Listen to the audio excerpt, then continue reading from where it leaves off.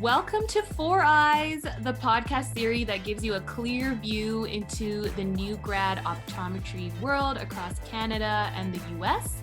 And we are your hosts. I'm Dr. Deepan Kaur. And I'm Dr. Amrit Bilku. Dr. Soni, thank you again for coming onto our podcast for the second time. We are so excited to have you back more than a year later to catch up with you. But before we get into that, why don't you introduce yourself to our listeners and any new listeners that we have on the podcast? First of all, thank you for having me back. Love listening to you ladies, and I'm glad you're back in action too. And so honored to be here and just keep talking about more topics. So my name is Jasdeep Singh Soni. JD is my nickname. Optoturban's my alter ego on social media. And I graduated in 2020 May from my couch, which was amazing. Moved back to California, worked in Bakersfield, California for a couple of years at a MD/OD clinic, did some nonprofit work on the side, worked at Lens Crafters and Target, and now I'm working at Costco a little bit more north in Central California, and loving my opportunities, loving what's next, and figuring out what I want for my career in life. Awesome. Yeah, you've done a lot in the last few years after graduation. So we're really excited to dig deeper into what you started out with as a new grad versus, what type of setting you're going into now. You just said you were working in an MD/OD practice setting right after graduation, right?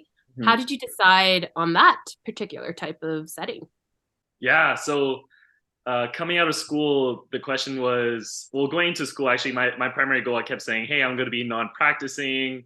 I don't even know if I want to see patients. And then slowly, as you go to meetings and start talking to industry reps and influencers and key industry leaders, you actually need to be like a great optometrist to start talking about products, to stick out there. Who would have known, right? So with that concept, I was like, look, things are fresh right now in school. This is the time to challenge myself. Maybe I don't need as high as an income as I'd like. Residency is definitely an option. And I think that's a great option depending on what your goals are. For me, I knew it wasn't like necessarily, hey, I have to go into teaching or I need this residency, but I want a residency type experience in order to get that initial exposure and cement what I've learned from school. I feel like it's different when you see it in a person interaction.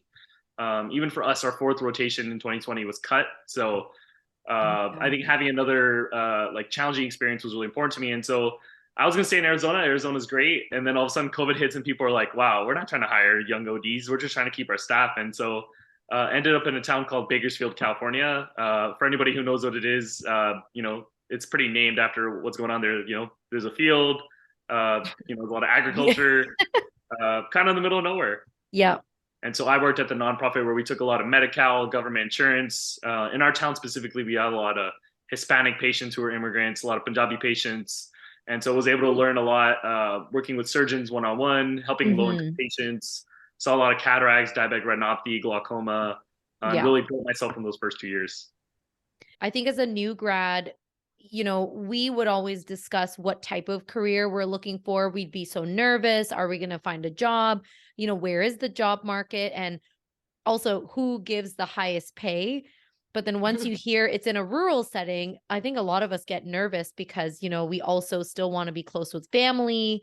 We still want to have that social life after school. And so kudos to you for like jumping right into a rural setting because you were pretty far from your family too, right? When you were in Bakersfield, correct? Yeah, about 2.5 hours. So wasn't like they were right there. They were more in the suburbs of LA. I appreciate all that. I think it's hard. I think these are all individualized decisions. How do we choose? Do we want to do residency or go in corporate or go into nonprofit work? And at some point, there's not going to be that perfect fit. But you can kind of just take the evidence, kind of see what the bigger picture is and try to make a decision. And so far, it's been going well. Yeah. And for any of our listeners, we had Dr. Soni on our podcast before. So in our episode description, I'll put your previous episode in there for anyone who wants to hear your personal experience working at that MD/OD practice, because we did talk about it quite a bit. But now, a year and a bit later, we heard through the grapevine and through some personal conversations that you're maybe thinking about changing the way that you practice. So why have you now decided to change your practice setting or even just the way that you want to handle your career in the profession? Mm-hmm. That's excellent question. Something that I'm still working on. I think Yeah. when you're working, sometimes it's hard to see really what the big picture is. You're like, what is my paycheck going to be? What commission may I have gotten if I saw more contact lens patients?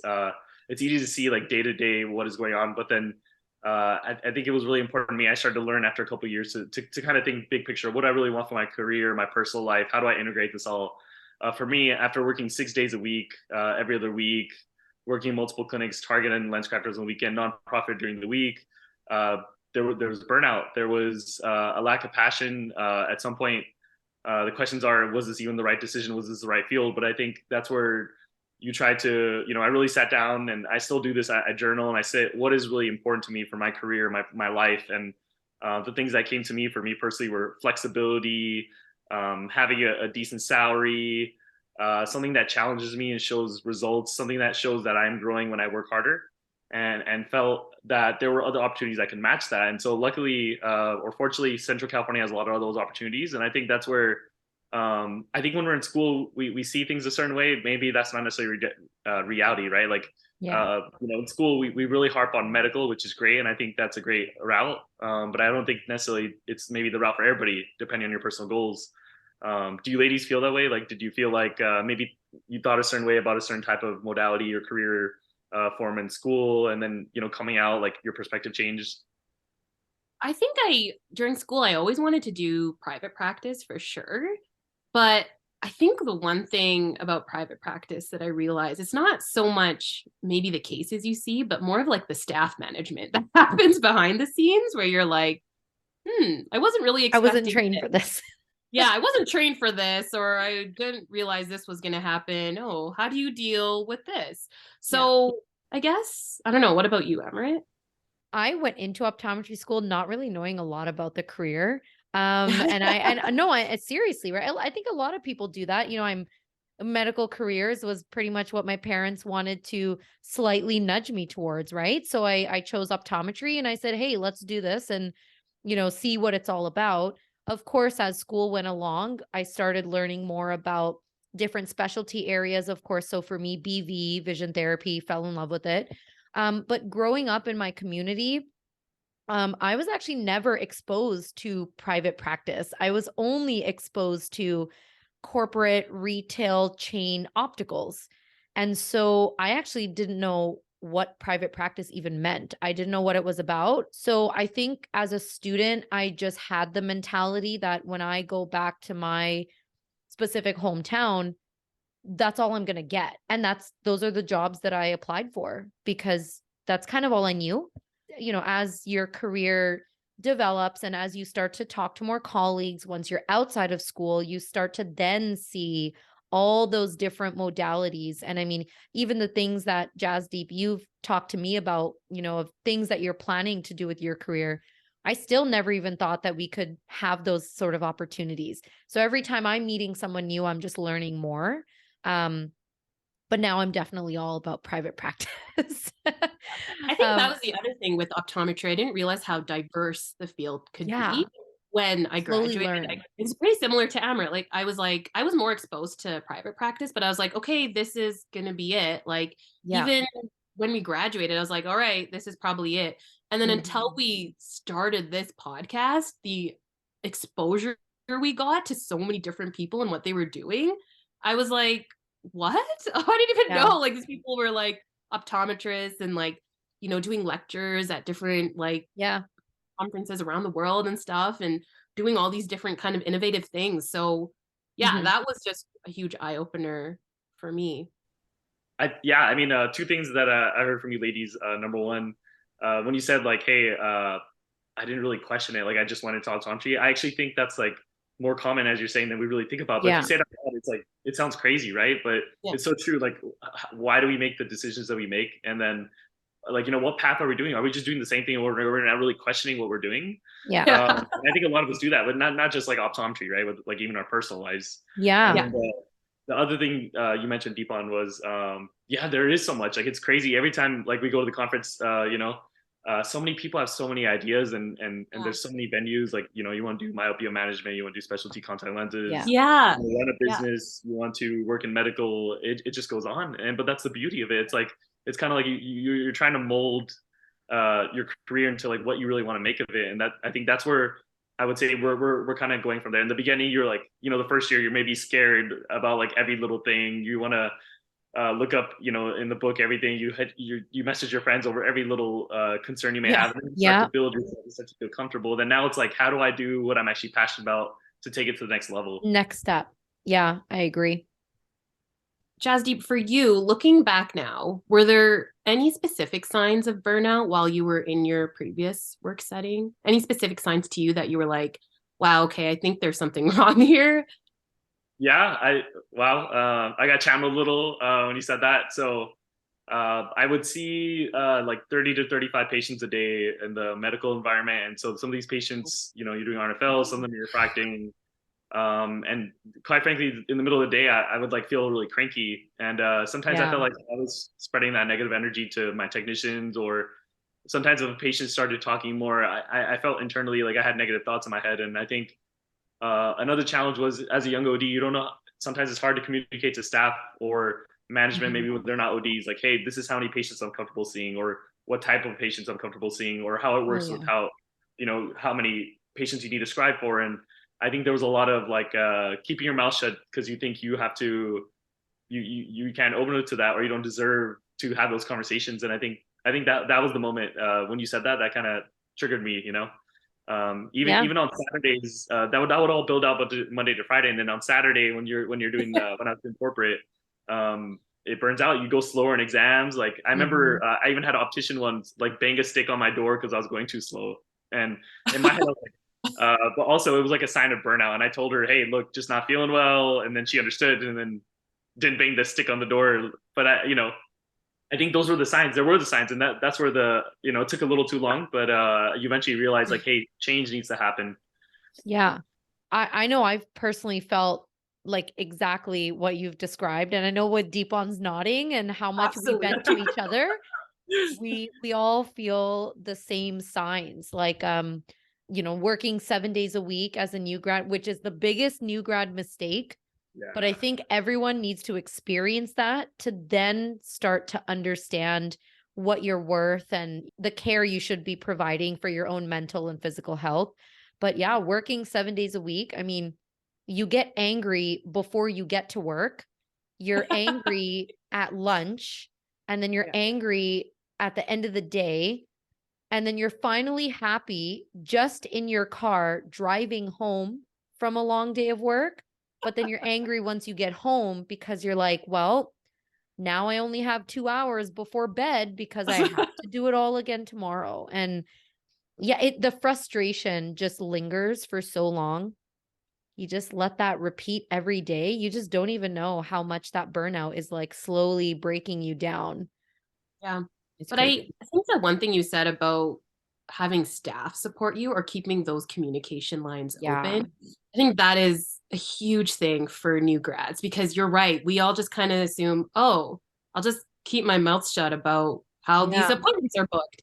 Oh, something was booked after I was supposed to leave. Okay, I'll just not say anything about that. Oh, this person is 30 minutes late, but we're still going to see them. Okay, I just want, you know what I mean? So it's like, just letting your staff know, like, hey, I'm actually not okay with this. Can we talk about this? Or maybe we can find another way to kind of support me so we can get through this day together.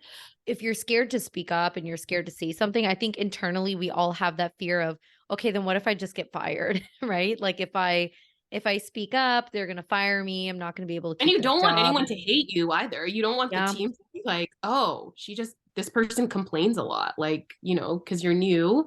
So you just kind of feel like, well, I guess I'll just deal with this for the next month and hopefully it'll change by me not saying it. So like, you don't want to over communicate and like go too off on someone, be too negative as you're saying, or you under communicate, but then you're holding that tension in.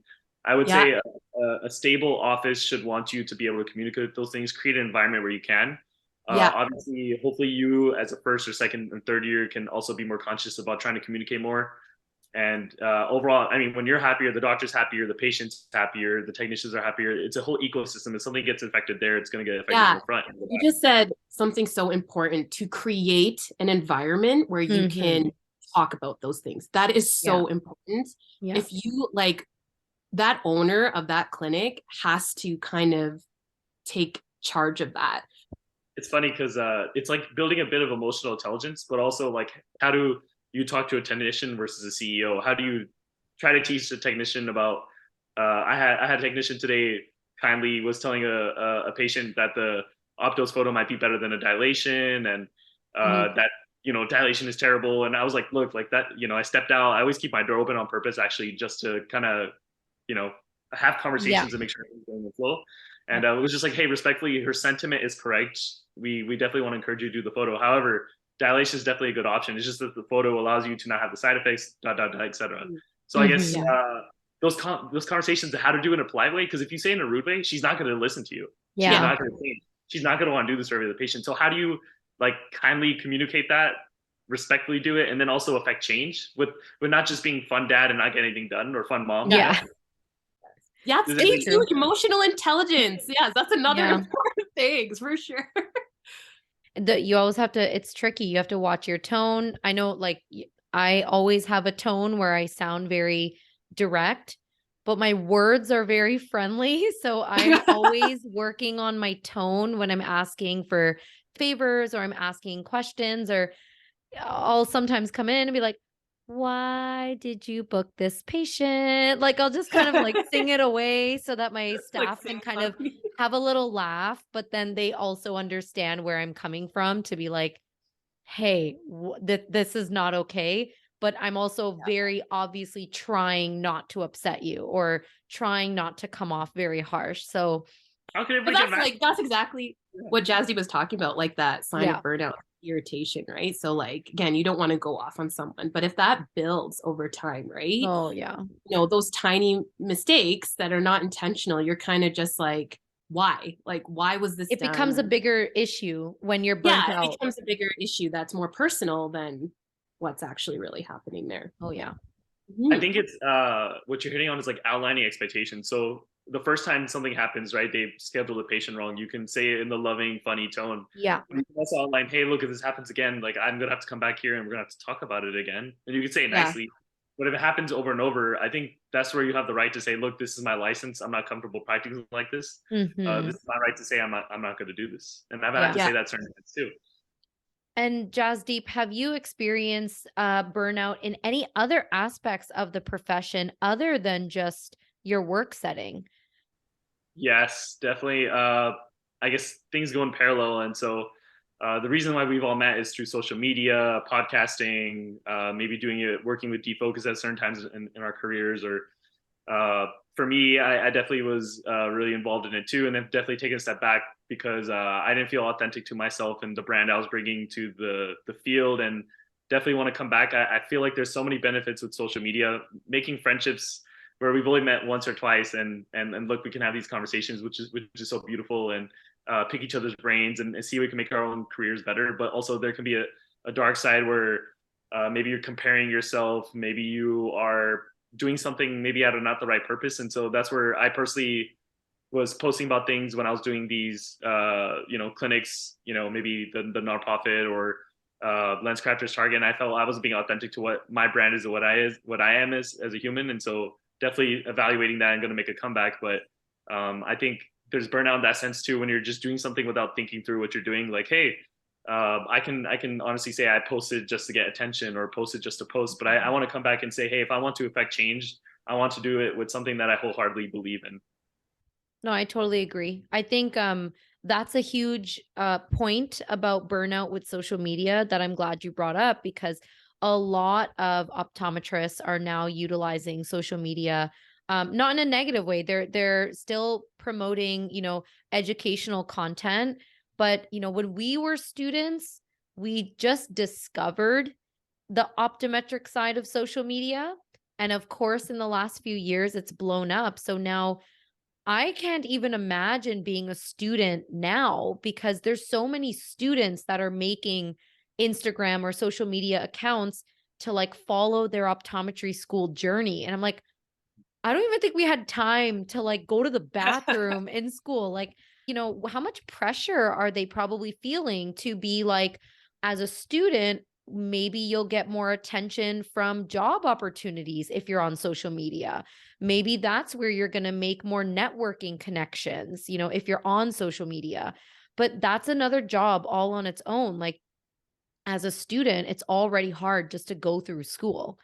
And now Instagram is kind of like almost like a requirement for you to be considered maybe a successful student or like a popular student if you have, an account.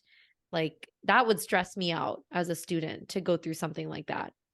I think it's that pressure to also create a brand too, right? Like when you're a Yeah. student, everyone was kind of talking about, oh, you need to brand yourself. You need to be unique. You need to kind of create this, aura about yourself, how you're different from everyone. But everyone was kind of doing the same thing and going on Instagram and saying, what's astigmatism and all that stuff. And it was like, it's like, oh. That's going to be my next post, by the way, guys.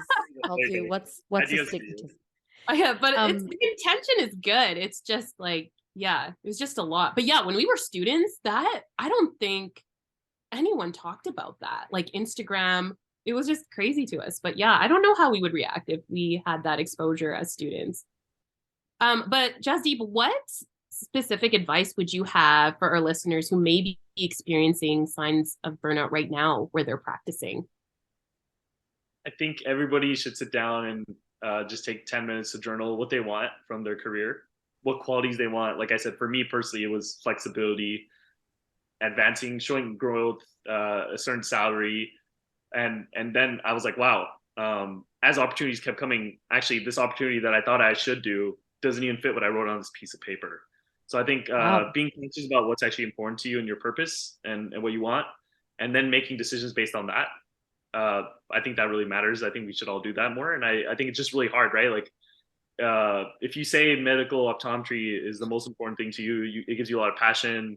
And then you say, maybe not working weekends, maybe having PTO, maybe having good medical insurance, and then, oh yeah, having a good salary. But then you see this other job that offers you way more salary, but that does maybe has good PTO, but doesn't have medical. What's the obvious choice? What's important to you, right? Like, I think it's easy to use some of these things to make us seem like we're happier, whether it be the money or the PTO or the location. But I think you really just have to ask yourself what is truly important to you, and then see from there. Yeah. I forgot to add on to that journaling. That's huge.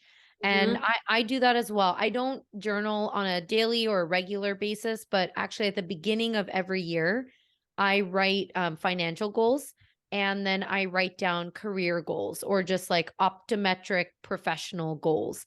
And you look back at it when the year's done, and intermittently throughout the year to just kind of say, oh, like, I wanted to write an article and get it published, or I wanted to do this sort of CE for me. Like I wanted to do more vision therapy CE lectures, or I wanted to create my professional Instagram account, which was my goal for 2022.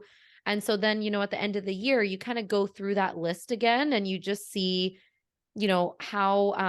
how much you value that career, and like, how much you've worked towards getting those goals down. And it feels so good mentally too, to just like physically cross off like those goals that you've met or things that you're always working towards. I feel like it makes you more grounded in where you're practicing. Is that getting you to those goals? And yeah, not even for optometry. Like I think everyone should do, like every year, just write down things that they want professionally, personally, financially, socially, and like just write it down, even if it's once. But you're going to manifest that the more you write it out, take a look at it. That's huge. It's a form of self-reflection, right? So I think that's really important. I think we kind of all, when we're working 6 to 7 days a week and we're like, oh, tomorrow we're working again, there's no kind of form of self-reflection or just kind of staying in that stillness where you're like, am I happy or what am I doing for a second? Like, And the other thing is, maybe money is not always the answer. I remember one of our old episodes, we kind of talked about when we just started working, we were like, oh my God, like how much are we getting paid? We got these student loans to pay off. But what I've learned is it's not always the money that's the answer. You have to take a look at the whole picture. And just like what you said, Jasdeep, you have to take account into everything, like location, money, like where you're working, who you're working with. It all kind of matters, right? At the end for your happiness. The money's a hard one. I think we all would love to have as much as we could, right? But with the money, there could be consequences, where you're living, how many hours you're working, how many hours you're seeing, how many patients you're seeing an hour, how stressful the environment may be. And that could easily distract you. It personally has for me. Yeah, same. Well, for all of us, I think that's why we were all like, let's work 7 days a week. We can all do it. Yeah. It's fine. I mean, at the end of the day, as a new grad, when we have to think, if we have the mentality of, if I work a lot and I work at these places that pay me a lot, 7 days a week, weekends, holidays, I can pay off my student loans in 5 years and be done. I think you also have to remember you have to survive past the 5 years to enjoy your debt-free life. And a little bit of a serious note here, some people, and we know people personally, they don't survive and they do not make it past that.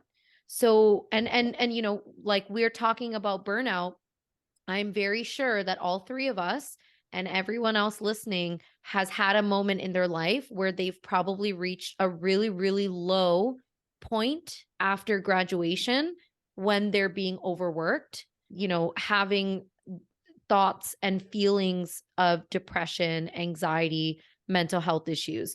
So if you really want to pay off those student loans in 5 years, you also have to remember you need to survive past the 5 years to enjoy that debt-free life. So it's okay, I think, if we have to remember, yes, debt sucks, but you can still slowly pay off loans and enjoy the time you have with family, friends, or other hobbies that you want to spend your income on, right? While you're also paying off the loans partially.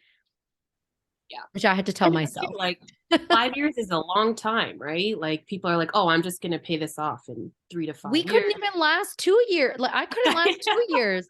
I worked 7 days a week for 1 year. Yeah. Now I'm 6 days a week for all of 2022. Now I'm going to cut down to 4 to 5 days. I couldn't do it for a year. I think this was every OD new grad I've talked to. I talked to another new grad who worked 7 days a week for 2 years to pay off her student loans. And she said, you know what happened to me? She was like, I was miserable. I had to book myself a massage every Sunday because I was so stressed out. And she was like, if I could do it all over again, I don't think I would ever do that. We've all experienced like the work hard part, but I think then maybe with that same amount of effort, there's a way to like work smart, right? So for example, if you're working at a clinic and you see, let's just say 20 patients a day, and let's say 25 patients a day, and $2,000 came in because of you. We understand there's expenses, there's staff, there's electricity, whatever it may be. Let's just say at the end of the day, there was $1,000 left over. Your paycheck is $500 to $700. Business is making some sort of money. You're getting some sort. If you start running your own clinic, you start having your own lease. Imagine how much of that $2,000 you're actually getting. You're getting more. Maybe you're putting more time on the business side. Yeah, that's true. But maybe you're getting more of the paycheck. Maybe now you hire someone. Maybe now they're working for you. Maybe you're not putting as much time in. You're putting more hours on the business side. That's one, example with the private practice model, lease model. But maybe you're putting less time now that you're running the business actually after putting that initial work effort, and you're working less and you're actually making more. So I think there's a way to even work smarter. Maybe, that applies with social media, with brands. Like as you post more, you're getting more deals, you're making more money. Then also you're not having to put more time in clinic. You're not burning out. You're enjoying it more. So I think there's a work smart part that I think we all need to figure out too. Yeah. I mean, that's where that time of self-reflection comes in. If you get that time, if you're working like 7 days a week, right? I think that's just the part that's missed. Cause it's like, again, coming back to that question, it's like, am I happy what I'm doing? What else can I do to like make this situation a little bit better? Yeah. I've had many conversations with my husband actually about my Instagram account because I love making content. I will always make content, even if I'm not compensated for it, which I'm still not. We talk about this a lot, right, Deepan? But Yeah. when I was experiencing burnout towards the end of this year, working 6 days a week, I told my husband I might want to take off one day of practicing so that I can work on creating more digital content. And my husband said, but you don't get paid for that. So why would you want to lose a day of income to dedicate your time to something that you don't make an income off of?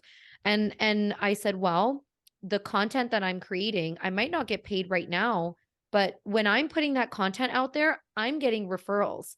I'm getting patients in the neighborhood finding me online and then coming in to see me for a vision therapy assessment, which is an out-of-pocket expense. That's not a government paid exam. I get paid a lot more to do those. And then now I'm getting more patients signed up for vision therapy. It's not going to happen tomorrow, but you know what? 5 years down the road, I'm sure most of my patient population is going to be from the population that sees my content. So, you have to, I had to make that decision to say, I'm going to spend one day a week or, one day every couple of weeks, just sitting at home, making content.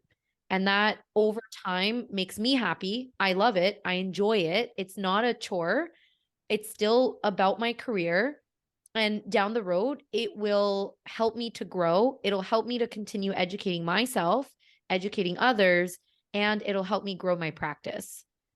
I think that's a great example. It's going to pay off one day. And there's a bit of a, I don't want to say gamble, but like a risk. Nothing's guaranteed. But like as you put the work in, not everybody's doing this. This is why it's so hard. Like by challenging yourself in this way, if you ever started a business, people will follow you, people will message you.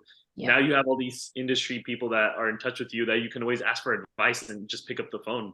Yeah. Like that is, I mean, you can't really quantify that. Yeah, no, you definitely cannot. So Jasdeep, so you talked about some signs of burnout you experience. I guess what steps are you planning to take to identify and address future signs of burnout? We touched on journaling. We touched on communicating effectively with staff. I think life coaching and having people who can coach you, whether you're friends or uncles, mentors, I think that's important. I have a group of 3 people that I count on. My best friend from optometry school who gives me the clinical side, my sister who's a role model who knows me from birth, and then also an uncle who's worked in corporate engineering for 20, 30 years, who understands politics of the office that I don't understand. And any big decision, I have at least a phone call once a week with them and consult them and see what they see. We have a blind side that we don't really see what's going on in the clinic. And I think having people to keep you grounded and understand what is best for you and what they see is important. So life coaching. I also think meditation is important. Like today, a patient was really upsetting me. I had, we were kind of 15 minutes into lunch. My staff doesn't get paid. They get paid hourly. So, a minute to them is way more than to me necessarily. And I was trying to carry on with the exam after answering their questions. It didn't happen. Kind of frustrated me, but I sat there for 2 minutes at my alarm and just kind of debriefed. So I guess working on your mental health, figuring out your purpose, having people that you could talk to, as we said, I think those are all important things. Do you ladies have anything that you do anything differently? Breathing. What you said, like the 2 minutes of just quiet time. I think Deepan's talked to me about that before too. And breathing, deep breaths, slow breaths, it really does instantly calm you down. Shoulder tension, release it. Sometimes even not in the practice, but when I'm really stressed or frustrated at home, I just lie on the floor on my back. So I'm not even lying. I will just lie down, back flat against the floor, and I'll just breathe for like 2 minutes, and I feel great.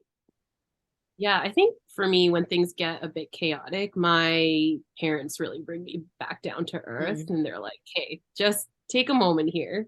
Think about what you're saying. Is this really as big of a deal as you think it is?" Yeah. And they kind of bring me back down to earth, where I'm like, I'll survive this. Okay. But then, like what you were kind of talking about, having those people in your life to kind of bring you back down to earth and kind of tell you, what's a big deal, maybe what's not so much of a big deal. But For sure. And just kind of also a little bit of self-reflection at the end of the day too, to be like, okay, what just happened here? How could have I handled that a little bit better? Or what could I improve on? I can't believe for me personally right now, I think we talked about this at San Diego that I work 3 days a week on average, which I love, right? And I'm lucky because my goal is flexibility, right? So I drive to the middle of California, 90 minutes away from the city I live in, which is 3 hours away from my parents in LA. But I work 3 days a week, and that's what makes me happy. It gives me time to actually go visit, go on trips, spend time with family. I think that's what you really have to do. Just ask yourself what you want, and also have conversations with people, network. I got my current gig because someone DM'd me, Yeah. you never know. Like even just having a profile, which is like an online resume, is very important there too. And Yeah. I think this is valuable for everybody to kind of hear, like to just process what's important to you and how to not get burnt out and how to go forward there. Yeah.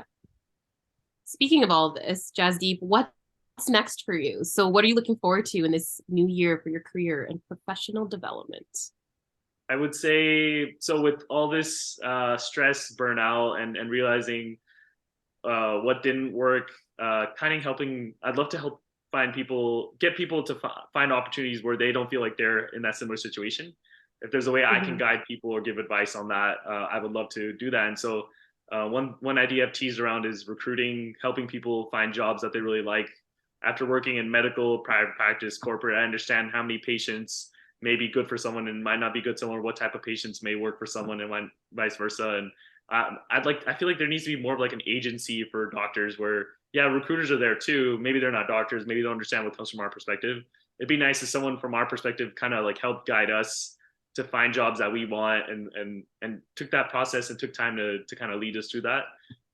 This is such an amazing idea because I feel like when even for not even for new grads, even for seasoned like ODs who are just like, I don't know what I want. Jasdeep, tell me where I should go. Like, what should I do? Like, I'm not happy in this setting or that, and I'm struggling here. Just to kind of have that guide of like, okay, well, maybe, or asking like even important questions like, I don't know, like what kind of people do you want to work with? What kind of patients do you want to see? Like these are things I don't even think about. But I think that's really important because I feel like when you're not happy in your current setting, you're kind of left alone to be like, what do I do? I just kind of look for another job and hopefully that works out. And then usually it doesn't because you just end up finding the same thing. So yeah, I think that's an amazing idea. That's so awesome. And then you could get astrology involved and like the stars. Sorry, I'm just gonna, you know what? We'll work on this. I'll be the Instagram manager for your. You can swipe right on your job. Yeah. Oh my God.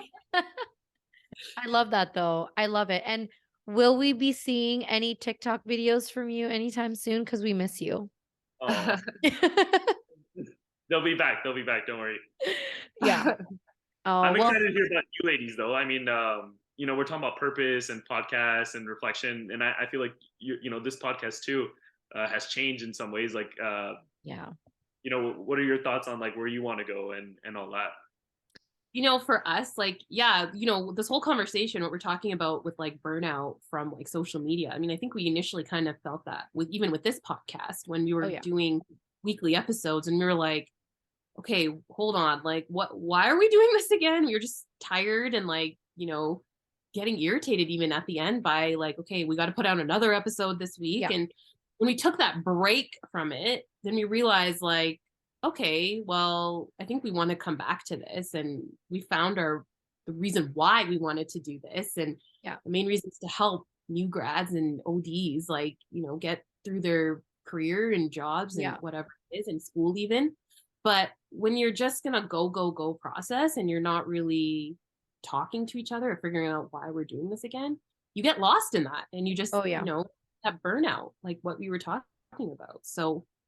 And now that we're back, we had to reevaluate those, the purpose of the podcast and what we want out of it. Just like I said, you have to go through those 7 days a week, feel the burnout, and then understand what you need, right? And so we did that with the podcast. We did it every week, for many, many weeks, almost 2 years. And then now that we've come back, we have to think, what do we want out of the podcast? What do we enjoy about it? But how often do we even want to do the podcast, right? What's our schedule like? How often can we do it so that we don't feel that burnout again?